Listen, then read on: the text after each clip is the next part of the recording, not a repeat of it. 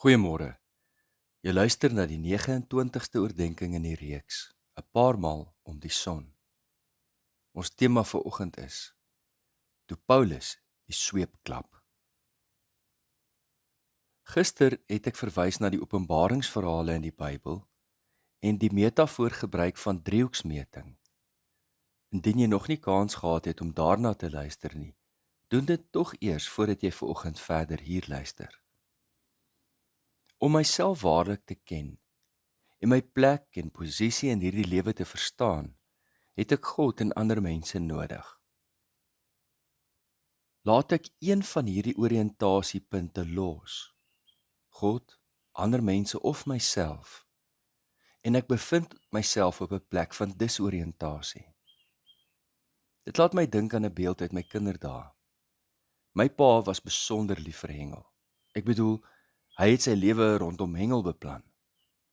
2 maal per week minstens het hy sy boot 4 uur soggens agter die cruiser gehaak en heel dag in die bloedige son gesit en kirpers vang. Hy het later die bynaam Hans die Skipper gekry. Gewoonlik vang mense kirpers naby aan die oewer, want die meeste van die tyd is dit waar jy die klein kirpertjies vang. Hy het sy boot na die diep waters toe geneem, waar dit tussen 5 tot 15 meter diep was, en dan het hy nie anker gegooi nie, maar die boot stadig laat beweeg, dikwels met 'n ligte bries, om oor die skole te dryf. En dis waar hy die groot menere gevang het. En dis juis hier waar my beeld nou belangrik raak. Die kere wat ek dan saam met hom gegaan het, wou ek baie graag onthou waar is die plek waar ons daardie groot kirpers gekry het. En dan het ek probeer my posisie in die dam te bepaal. Maar ek het gou agtergekom dat dit help nie jy het net een merker op die oewer nie, soos 'n groot boom, 'n stomp of 'n rots nie. Al wat jy dan het, is 'n lyn waarop jy is, maar jy weet glad nie hoe ver jy van die kant af is nie. Jy kan nooit jou oriëntasie so bepaal nie. Wat jy nodig het, is nog 'n merker, sodat jy dan die kruislyn van hierdie twee merkers gebruik om nie net jou lyn te bepaal nie, maar ook jou afstand. Met ander woorde, jou posisie kan alleen bepaal word op die snypunt van die 3 posisies van die 2 ankers op die oewer en waar jy jouself bevind. So is dit met die lewe. Met daardie beeld in gedagte, dink aan die 10 gebooie. Jy weet, toe ek klein was, het ek aan die 10 gebooie gedink soos aan die reëls in ons huis. Ek weet nie van jou nie, maar toe ek klein was, het ek gedink, die reëls in die huis is ter wille van my pa en my ma. Dit is hulle reëls wat hulle pas, en ek het nogal dit beleef as 'n redelike inperking op my vryheid. Ek het nou nie gedink die 10 gebooie is 'n inperking op my vryheid nie, maar ek het gedink die 10 gebooie is daar ter wille van God. En my gehoorsaamheid aan die 10 gebooie is 'n perspektief wat ek alleen teenoor God moet nakom, ter wille van God. Natuurlik het die 10 gebooie ook met God se eer te doen. Maar nou dat 'n mens ouer is, jy self 'n pa, besef jy dat die reëls van die huis daar is nie alleen ter wille van jouself nie, maar ook ter wille van die kinders. Dit is 'n ordelike reëling sodat almal in die huis hulle eie plek en posisie kan verstaan en wat van elkeen verwag word. Maar nie net in die nakoming daarvan nie. Dis die raamwerk vir die beste lewe van almal wat deel is van 'n huishouding. En so is dit met die 10 gebooie. Dit bring eer aan God, maar dit oriënteer ook my lewe reg teenoor ander mense en teenoor myself. Kan jy dink hoe die wêreld sal wees as almal die 10 gebooie nakom? As almal eer aan God bring, as almal hulle ouers eer en ouers eerbaar leef teenoor hulle kinders. As niemand mekaar doodmaak nie, daar nie egbreek is nie, niemand mekaar so goed steel nie. As niemand jok nie, niemand bedrieg nie, en almal genoeg het, sodat niemand begeer nie en daar geen afguns in die wêreld bestaan nie. Dit sal 'n paradys wees. 'n Mens sou nou kon dink dat die mees eerbare ding in die lewe is om God eerste te stel. En wanneer jy God eerste gestel het, is alle ander dinge in die lewe noodwendig reg. As jou saak met die Here reg is, dan is alles in plek om dit so te stel. Jou hart behoort aan die Here, jy het vrede in jou eie lewe en jy is op pad hemel toe. Maar wat van ander mense?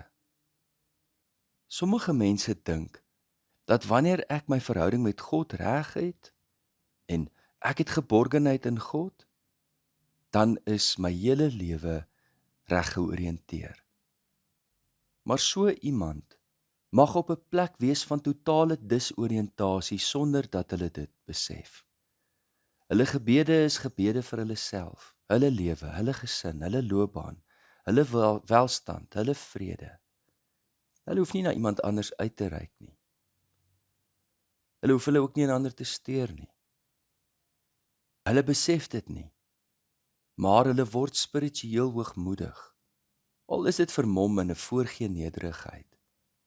Jy hoef maar net 'n tydjie met so iemand te praat en jy sal gou agterkom dat hulle God vir hulle self toegeëien het. Dat hulle hulle self sien as God se wit broodjie. Die 10 gebooie en die samevatting van die wet, soos Jesus ons geleer het in die groot gebod, hou nie daardie opsie in nie. Dit was juist die rede dat Paulus die dag sy sweep geklap het, toe hy vir die gemeente in Korinthe geskryf het. 'n in-diepte studie van die brief onthul 'n gemeente waar partyvorming en egos die driehoeksverband verbreek het. 2 probleme het duidelik uitgestaan. Die eerste was sigbaar by die nagmaal van alle plekke. Luister aandagtig.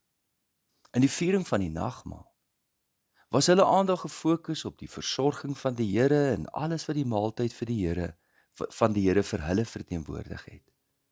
Maar Paulus, in 'n omgekrapte by, sê dat hulle dit nie eers meer die maaltyd van die Here mag noem nie. Waarom nie? Want hulle oë was so kamstig op die Here alleen gerig, dat elkeen sy eie kos geëet het, sonder om die persoon langs hom of haar raak te sien. Om dit nou reguit te stel. Party het hulle oorvreet en hulle vergryp aan drank, terwyl ander rondom hulle honger gely het. Paulus klap sy sweep om vir hulle te wys, julle het julle plek en posisie verloor. Julle het julle oriëntasiepunt prysgegee. Die regte gesindheid by die nagmaal is om vir mekaar te wag, in sy woorde, om saam te kom, om saam te eet en niemand agter te laat nie. Daar's nie 'n moontlikheid om met God alleen in verhouding te staan en met ander mense het 'n mens 'n saak nie. Die tweede rede waarom hy hulle roskam, is omdat hulle teenoor mekaar gespog het oor wie die belangrikste gawe van die Heilige Gees openbaar. Verbeel jou dit. Dit blyk dat die spreek in tale en profeseë die medaljewenners was in hulle oë. Lees gerus 1 Korintiërs 12 en 1 Korintiërs 14 met 1 Korintiërs 13 as die sluitsteen van sy argument. Die allerbeste van die gawes wat die liewe Here vir ons gee, is die liefde. En nie 'n Hollywood liefde nie, 'n beliggaamde liefde wat ons gedrag bepaal.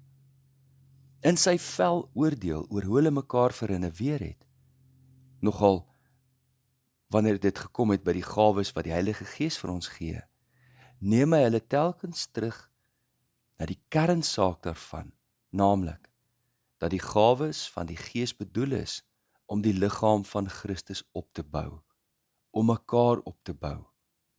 Driehoeksmeting, triangulasie teologie. Paulus is so ernstig hieroor, dat hy al die gawes van die Gees ondergeskik stel aan die liefde. In 1 Korintiërs 14 sê hy, dat hy ook oor die vermoë beskik om in tale te praat. Maar, en ek haal hom aan, in die gemeente wil ek liewer 5 woorde met my verstand praat, om ook ander te kan onderrig, as om duisende woorde in 'n onverstaanbare taal te praat. Met ander woorde, liewer 5 woorde, waar ek iemand anders van die wonderbaarlike boodskap van Jesus kan vertel, as om spoggerig om te gaan met die gawes van die Heilige Gees, en in tale te praat waar dit net oor myself gaan. Selfs wanneer dit kom by iets soos die gawes van die Heilige Gees, word dit bepaal deur die heilige driehoeksmeting van my verhouding met God, met ander mense en myself. Wat neem jy vir oggend uit hierdie oordeenking? Hoe lyk die inhoud van jou gebede? Hoeveel van jou gebed gaan oor jouself, waar jy vir jouself bid? Of hoeveel bid jy vir ander mense? Ja, ook mense buite jou huisgesin, buite jou familie. Soos wat ons ouer word, raas niemand meer eintlik met ons nie. Is dit nie? Ons het te groot geword daarvoor. Maar Paulus klap die sweep. En maak nie saak hoe groot, volwasse of hoe oud ek is nie. Moet ek tog maar wonder of die sweep se punt nie my ook maar 'n bietjie tot my sinne roep nie. Ons gebed kom uit die groot gebedeboek. Help my, Here, om die oorvloed wat U my gee met ander te deel. Skenk my 'n porsie van U onselfsugtige liefde, sodat dit ook vir my maklik sal wees om vrygewig te wees. Maak dit vir my waarlik lekkerder om te gee as om te ontvang. Maak dit vir my doodnatuurlik om te gee sonder om enigiets terug te verwag, om in die geheim te gee sonder om erkenning te soek, en in opregtheid sonder om dankbaarheid te eis. Dit vra ek in die naam van Hom wat homself gegee het. In Jesus naam. Amen. Liefde en 'n geseënde dag vir elkeen.